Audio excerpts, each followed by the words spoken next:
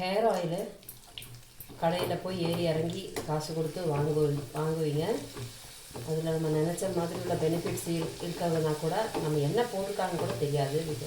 நம்ம இங்கே வேஸ்ட்டாக உபயோகப்படுத்தாமல் தூரம் எரியிற கொஞ்சம் சாமான் வச்சு நான் அந்த எண்ணெயை காய்ச்சுறேன். ஆனால் இதுக்கு கோகோனட் ஆயில் ரொம்ப முக்கியம். தேங்காய் எண்ணெய் தலைக்கு ரொம்ப நல்லதுன்றது.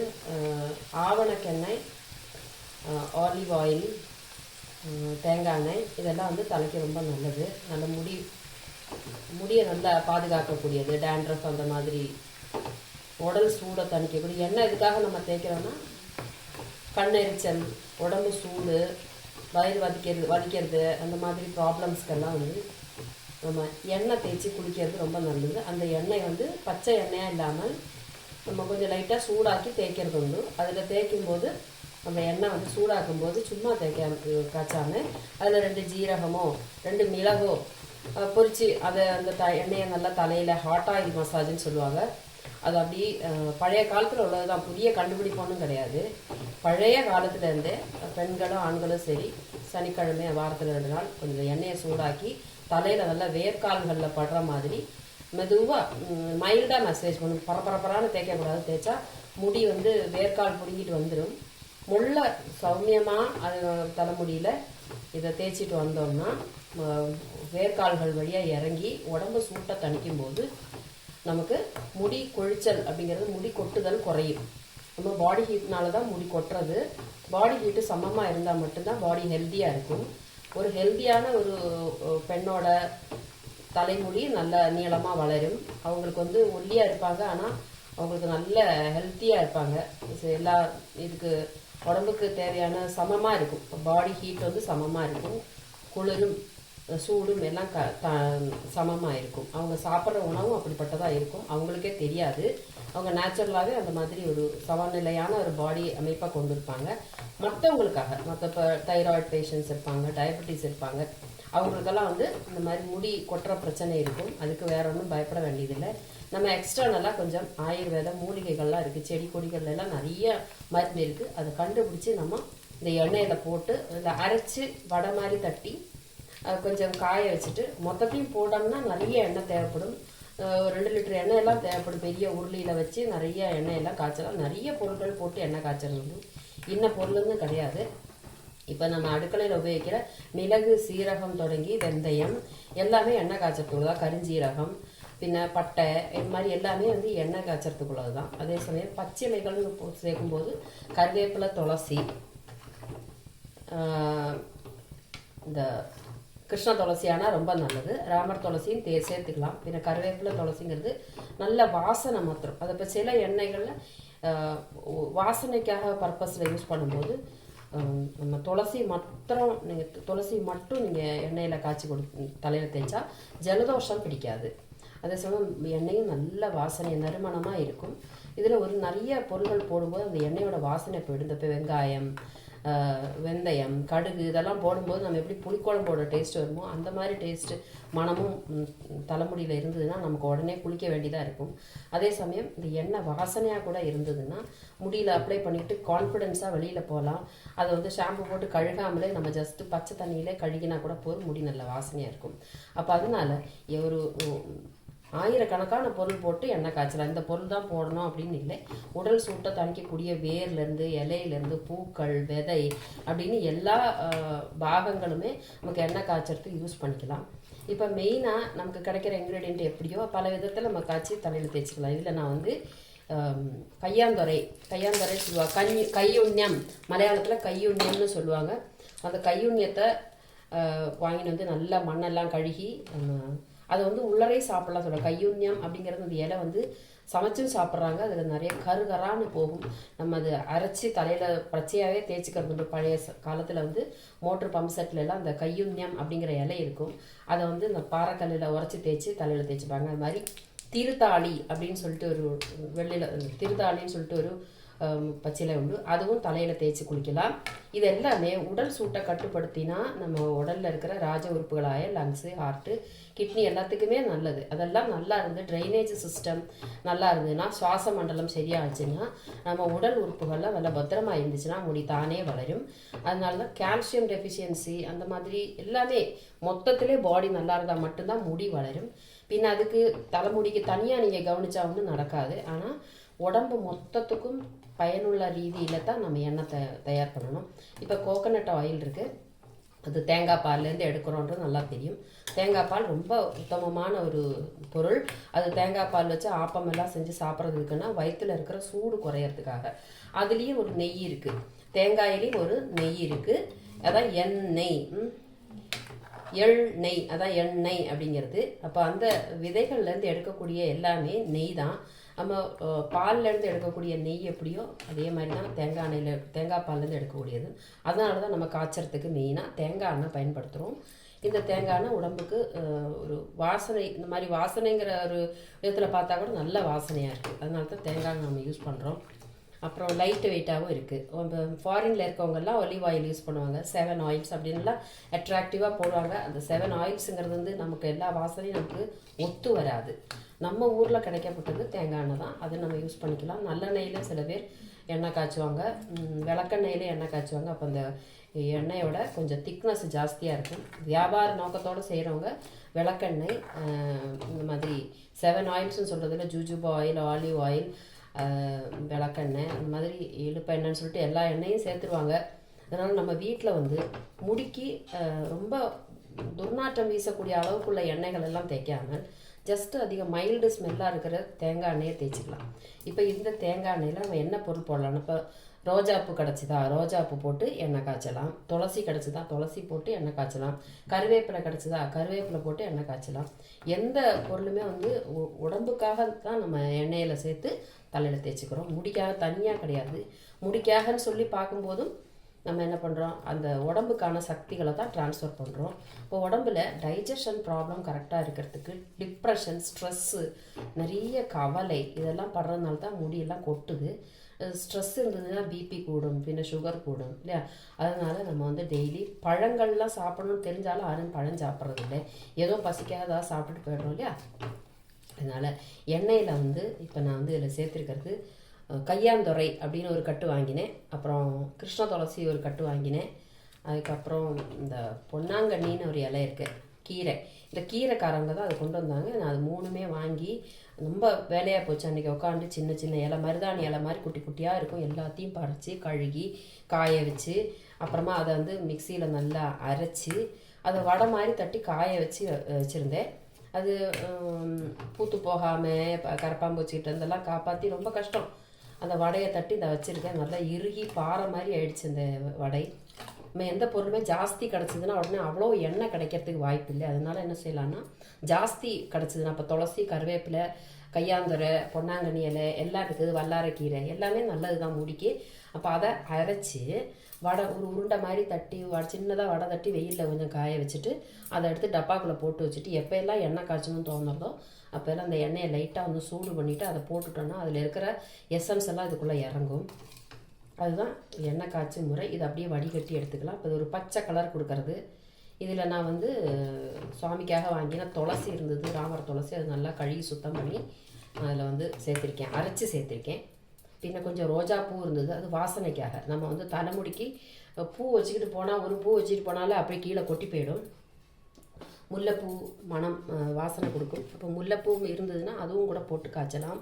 ரோஜாப்பூ இருந்ததுன்னா ரோஜாப்பூ போட்டு காய்ச்சலாம். தாமரைப்பூ இருந்தால் தாமரைப்பூ போட்டு காய்ச்சலாம். பூ, இலை, விதை எல்லாமே மருந்து தான். நான் ஒரு இப்படி கருவேப்பிலை கூட போட்டுக்கிறேன். இது கருவேப்பிலையும் நம்ம வயிற்று சம்மந்தப்பட்ட எல்லா பிரச்சனைகளையும் தீர்க்கக்கூடியதுனால இது முடிக்கி தேய்ச்சி அது வழியாக அந்த கருவேப்பிலையோட சத்தை உடம்புல இறக்கிடும். அப்போ கருவேப்பிலை வாங்கின்னு வந்து நெக்ஸ்ட் டைம் வரும்போது நல்லா கழுவி சுத்தம் பண்ணி இதை அரைச்சி உருண்டையாக வடை தட்டி நீங்கள் தேங்காய் எண்ணெயில் போட்டு வச்சுக்கிட்டாலும் போதும். அப்போ நம்ம சன்லைட்லேயும் கூட வச்சுக்கலாம் வெளிச்செண்ணெய். நம்ம அதுக்கெல்லாம் முடியாது, இப்போ வெளியில் மண்ணெல்லாம் கொட்டுறதுனால முடியாது. லைட்டாக வந்து ஹீட் பண்ணிக்கணும். வந்துட்டு இந்த கருவேப்பிலையோ துளசியும் கூட சேர்த்து நல்லா அரைச்சி உருண்டை உருட்டி வெயிலில் லைட்டாக 2-3 நாள் காய வச்சுட்டு அதை அந்த எண்ணெயில் போட்டு பண்ணி அந்த எண்ணெய் எடுத்துக்கிட்டு நம்ம காட்டன் துணியில் வச்சு வடிகட்டி நம்ம வச்சுக்கலாம். அந்த பொடியை வேணாலும் பொடியை ஒன்றும் பண்ண முடியாது, அதில் கொஞ்சம் எண்ணெய் பாக்கி இருக்கும், அதை எடுத்து கொண்டு போய் குப்பை தொட்டியில் போட்டுற வேண்டியதான், வேறு வழி இல்லை.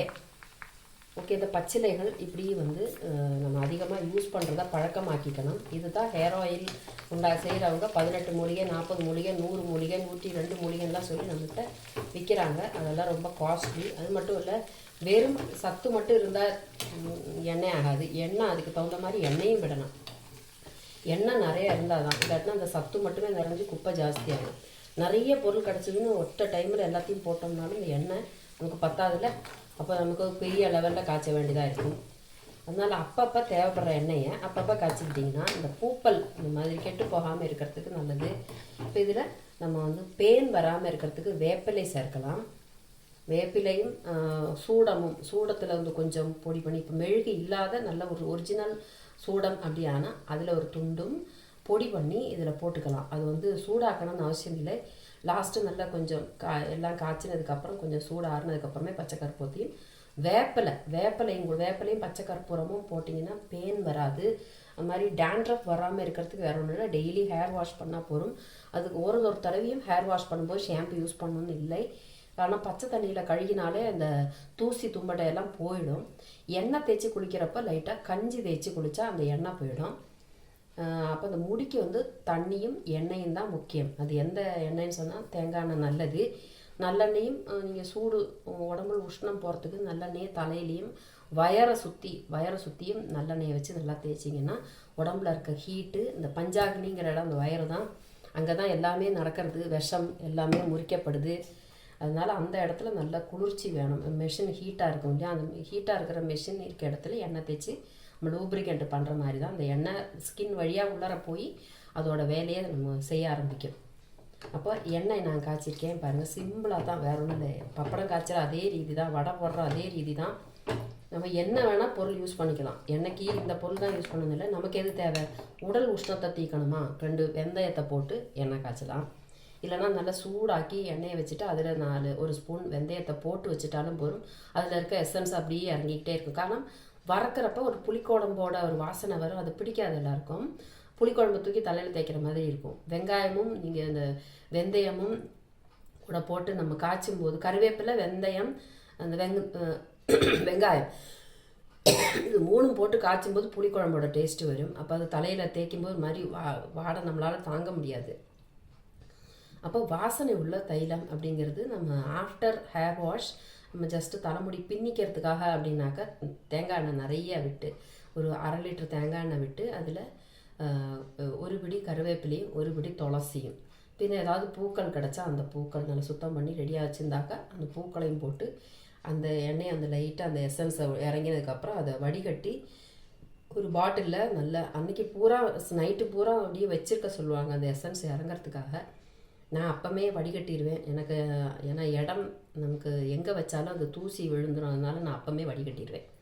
இப்போ வடிகட்டி பாட்டிலில் ஆக்கி வச்சுட்டு கொஞ்சம் கொஞ்சமாக தேய்ச்சி நம்ம ஹேர் வாஷ் பண்ணலாம். ஹேர் வாஷ் பண்ணதுக்கப்புறம் லைட்டு வெயிட் உள்ள எண்ணெயை தேய்ச்சி முடி பின்னிக்கணும். அதாக்கும் அதோட ரீதி. நம்ம ஷாம்பு போட்டு அப்படியே வெளியில் போயிடுவோம், மறுபடியும் மண்ணெல்லாம் வந்து அதுக்குள்ளே வந்து உட்காந்துக்கும். அப்போ திருப்பி அடுத்த நாளும் அது மாதிரி ஹேர் வாஷ் பண்ண வேண்டியதாக இருக்கும்.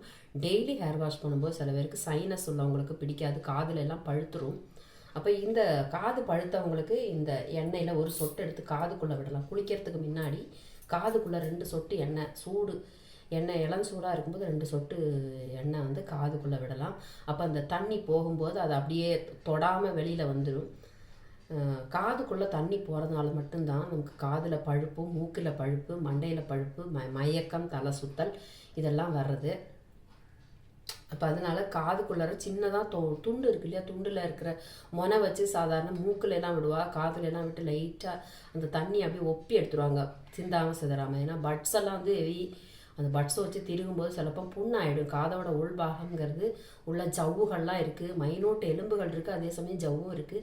இந்த ஜவ்வில் ஏதாவது போட்டு குடஞ்சிட்டாங்கன்னா ரொம்ப ஓவராக காதை வச்சு ரப்பு பண்ணினாலும் பிரச்சனை தான். ரப் பண்ணாலும் உள்ளே இருக்கிற அது சேதம் அடையிறதுக்கு சான்ஸ் இருக்குது. ஏன்னா ஃபிலிம் கோட் மாதிரி ஒட்டி வச்சுருக்காங்க காதுக்குள்ளார. அந்த கடவுளோட ஒரு அமைப்புங்கிறது அப்படியே ஆகும். டயஃப்ரம் மாதிரி காதுக்குள்ளே ஒரு இயர் ட்ரம் இருக்குது. அதுக்குள்ளாரப்போ இந்த தண்ணி நிற்கிறதுனால தான் டம்முன்னு பயங்கர சவுண்டாக கேட்கும்.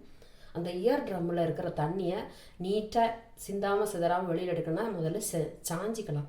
ஒரு காது சாயும்போது இன்னொரு காது வந்து அந்த தண்ணி நேராக வந்து இந்த சைடு வந்து விழுந்துடும். இந்த சின்ன ஒரு துண்டு, நல்ல மைல்டான துண்டு, காஞ்ச துண்டு இருந்ததுன்னா அதை லைட்டாக சுருட்டி எடுத்துக்கிட்டு காதுக்குள்ளே விட்டு தண்ணி எடுத்து வృத்தியாக்கிக்கலாம். அதனால் சைனஸ் ப்ராப்ளம் இருக்கிறவங்களுக்கு டெய்லி குளிக்க முடியாது. அதனால் வந்து மேக்ஸிமம் இந்த பொடி அடிக்கிற சமயத்தில் தலையை நல்லா இறுக்கி பின்னிட்டு போனால் உள்ளார பொடி போயிடாது. தலைமுடி நல்லா ஹேர் வாஷ் பண்ணிவிட்டு காஞ்சதுக்கப்புறம் பின்னல் போட்டுட்டு தலைமுடியை நல்லா பின்னிக்கிட்டோன்னா அந்த பின்னலுக்குள்ளே அதிகமாக பொடி உள்ளார இறங்கிறதுக்கு சான்ஸ் இல்லை. அதனால் ஆனால் டெய்லி வந்து ஹேர் வாஷ் பண்ணி உடனே தலையை தோட்டினா ரொம்ப நல்லது.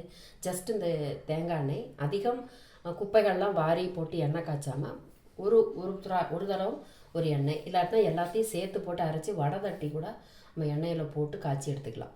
இப்போ நிறைய பொருள் கிடைக்கிது, அவ்வளோத்தையும் தூக்கி எண்ணெயில் போட்டோம்னா அவ்வளோ எண்ணெயும் குடிச்சிடும். அதனால் எல்லாத்தோடையும் பார்ட்ஸும் தேவை. அதே சமயம் அது குவான்டிட்டி குறவாக இருக்கணும் அப்படின்னா அது பாசிபிள் இல்லை இல்லையா. நிறைய பொருள் சேரும்போது எண்ணெயும் ஜாஸ்தியாகும் இல்லையா. அப்போ நான் என்ன பண்ணேன்னா எல்லாத்தையும் போட்டு நல்லா கிரைண்டரில் மிக்சியில் போட்டு நல்லா நைஸாக அரைச்சிட்டு அதை உருண்டையாக வடை தட்டி காய வச்சிடணும்.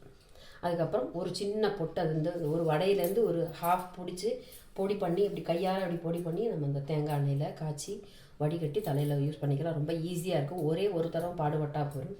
அப்புறமா நேச்சுரலாக கருவேப்பிலை கிடைக்கும் போதும் கூட இது மாதிரி நம்ம யூஸ் பண்ணிக்கலாம். இப்போ நான் தட்டின வடை அவ்வளோ ஸ்ட்ராங்காக இருக்குது, நம்ம இது கரையவே இல்லை. அப்படி அதில் இருக்கிற இது மட்டும் இறங்கியிருக்கு.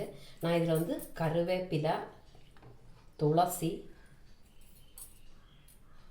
பொன்னாங்கண்ணி இலை, கையாந்தொரைன்னு சொல்லுவாங்கல்ல, கையுன்யம்னு மலையாளத்தில் சொல்லுவாள். கையோன்யம் தசபுஷ்பத்தில் ஒன்றாய கையுன்யம் அது. பின்ன கருவேப்பிலை ஒரு பிடி, இப்போ ஃப்ரெஷ்ஷு கருவேப்பிலை கிடச்சது போட்டிருக்கேன், ஃப்ரெஷ்ஷு துளசி கிடச்சி போட்டிருக்கேன். இதெல்லாம் உங்கள் முற்றத்திலே நீங்கள் வளர்த்துனீங்கன்னா ரொம்ப நல்லது. அப்பப்போ எண்ணெய் காய்ச்சணுன்னா அந்த ஒரு கைப்பிடி அளவுக்கு எண்ணெய் காய்ச்சணுன்னா 2 பிடி துளசி, ஒரு பிடி துளசியும் ஒரு பிடி மருதாணி இலையும் கூட போட்டு நமக்கு எண்ணெய் காய்ச்சினா கம கமான்னு வாசனை அடிக்கும். மருதாணிப்பூ தலையில் சூடிப்பா முடிக்கு ரொம்ப நல்லது. பெண்களுக்காக சொல்லப்பட்டுள்ளதில் பூக்களில் மருதாணியும் ஒன்று. மருதாணிப்பூ, துளசிப்பூ அதெல்லாம் தலையில் சூடிக்கிட்டால் கெட்ட சக்தி அண்டாதுன்னு சொல்லி நம்மளை வளர்த்திருக்காங்க. பிகாஸ் அதெல்லாம் வந்து உடல் சூட்டை தணிக்கக்கூடிய பொருள்கள் தான். பல ரீதியிலே நம்மளை பயப்படுத்தினாலும் அதெல்லாம் நம்ம உபயோகப்படுத்தணுங்கிறதுக்காக மட்டும்தான். செம்பருத்தி பூ, சுவாமிக்கு கொண்டு கொடுக்குற செம்பருத்தி பூ அது இருந்ததுன்னா அது போட்டுக்கலாம். பார்க்கவே அழகாக இருக்கும். செம்பருத்தி பூ, ரோஜாப்பூ, துளசி, மருதாணி இதெல்லாம் சேர்த்து வச்சு பார்க்கும்போதே கண்ணுக்கு அழகாக இருக்கும். அது கண்டிப்பாகவே கண்ணுக்கும் நல்லது. கண்ணுக்கு அதிகமாக சூடு இருந்ததுன்னா கண் பார்வை போயிடும். அதனால் கண் எப்போவும் குளிர்ச்சியாக வச்சுக்கணும். அவ்வளோதான். எண்ணெயை பற்றி சொல்லப்போனால் எண்ணெய் வந்து ரொம்ப உடம்பு மொத்தத்துக்குமே உஷ்ணத்தை குறைத்து உடம்புல இருக்கிற உஷ்ணத்தை சீராக வச்சுக்கிறதுக்காக தான் நம்ம எண்ணெய் தேய்க்கணும். தவிர தனியாக ஹேருக்கு மாத்திரம் அல்ல, ஹேருக்காக இருந்தால் கூட அது உடலுக்கு தான் போய் சேருது. நன்றி. இந்த மாதிரி எண்ணெயை காய்ச்சி பாருங்கள், எண்ணெய் நல்லா கருகரான, அதாவது மூலிகை போட்டாலே இல்லைன்னா ஏதாவது ஒரு பொருள் போட்டாலே எண்ணெய் வந்து இப்படி கருப்பாக மாறிடும். அது இந்த ஹீட்டை கொஞ்சம் குறைச்சி வச்சுக்கணும். ஓவர் ஹீட் ஆனால் அது ஒன்றுமே போடாட்டினாலும் கருப்பாயிடும். ஏன்னா இப்போ தேங்காய் எண்ணெய்ங்கிற பேரில் ரப்பர் ஆயிலெல்லாம் வர்றதுனால சட்டுன்னு கரியறதுக்கு வாய்ப்பு இருக்குது. இருந்தாலும் தேங்காய் எண்ணெய்னு விற்கிறதுனால நம்ம தேங்காய் எண்ணெய் கொஞ்சமாவது இருக்குன்னு நம்புவோம். அப்படி இல்லாட்டினா நம்ம தேங்காய் வீட்டில் அழுகி போன தேங்காயெல்லாம் இருந்ததுன்னா அது நல்லா மிக்சியில் போட்டு குட்டி குட்டியாக அரிஞ்சு அது மிக்சியில் போட்டு நல்லா பால் எடுத்துட்டு அந்த பாலில் கூட நம்ம இதை பொருளெல்லாம் போட்டு காய்ச்சலாம்.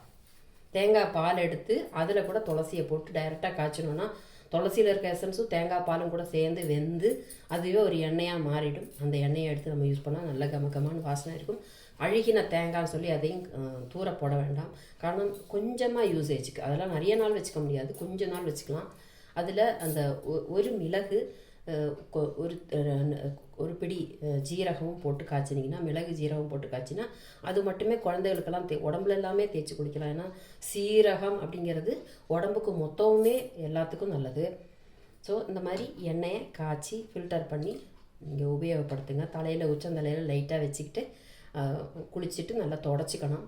அப்புறம் காதுலேயே 2 சொட்டு எண்ணெய், மூக்குக்குள்ளேயும் கொஞ்சம் ஒரு சொட்டு எண்ணெயை தடவிக்கலாம். எல்லா இடமும் சர்வாங்கமும் தேய்ச்சி கூட குளிக்கலாம், நல்லா வாசனையாக இருக்கும். இப்போ நான் வந்து வாசனை பொருள்களுக்காகத்தான் நான் இதை யூஸ் பண்ணுறேன். இது வந்து நான் எல்லா பொருளுமே நான் யூஸ் பண்ணல. கருவேப்பிலை வாசனை ரொம்ப நல்லாயிருக்கும். கருவேப்பிலையும் துளசியும் நல்ல ஒரு வாசனை தரும் ஒரு இது பொருள்கள். அதனால் நான் அந்த கொஞ்சமாக தான் எண்ணெய் காய்ச்சறேன். எனக்கு ஒரு 100 ml எண்ணெய் தான் வரும். இது ரொம்ப கருகரான்னு இருக்கும். நம்ம அட்லீஸ்ட் இதெல்லாம் வாரி தேய்ச்சா பாத்ரூம்லலாம் குப்பையாயிடும். அதனால நான் எண்ணெயில் போட்டு காய்ச்சிறேன். இல்லாட்டினா இதெல்லாம் பச்சையாகவே அரைச்சி அதை சாறு பிழிஞ்சு தலையில் தேய்ச்சிக்கலாம். இதுவும் பெஸ்ட் ஐடியா. உங்களுக்கு நிறைய பொருள் அடிக்கடி கிடைக்கும் அப்படின்னா சாறு எடுத்து நம்ம இந்த இதில் நல்லா அரைச்சி பிழிஞ்சு நெக்கி பிழிஞ்சால் சாறு வரும் இல்லையா, அந்த சாறு எடுத்து கொஞ்சம் இந்த ஷாம்பு இருக்குது, அந்த ஷாம்பு ஒரு ஸ்பூன் அதுக்குள்ளே மிக்ஸ் பண்ணி ஷாம்புவாக கூட தலையில் போட்டு தேய்ச்சி நல்லா ஒரு 5 நிமிஷம் ஊற வச்சுட்டு கூட நீங்கள் கழுவி களையலாம். தேங்க்யூ ஃபார் வாட்சிங்.